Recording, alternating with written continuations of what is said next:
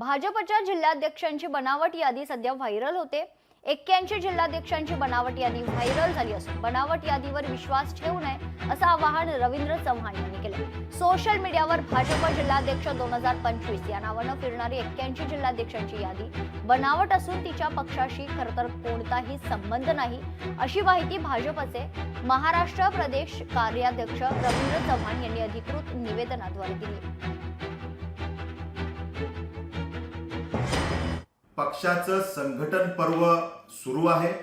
एकूण 80 संघटनात्मक जिल्ह्यांपैकी 58 संघटनात्मक जिल्हे त्याचे अध्यक्ष हे जाहीर झालेले आहेत।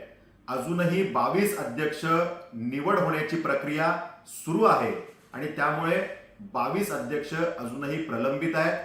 परंतु कोणीतरी हेतू पुरस्कर अशा प्रकारचा प्रयत्न त्या ठिकाणी करून एक चुकीची यादी व्हायरल करण्याचा प्रयत्न त्या ठिकाणी त्यांनी केलेला आहे।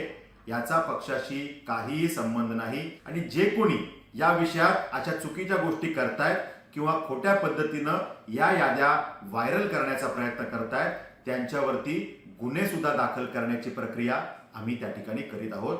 अशा खोट्या यादीवर कोणीही आणि पक्षाच्या कार्यकर्त्यांनीही विश्वास ठेवू नये ही विनंती। लोकशाही मराठी ऐका, पहा, जागरूक रहा।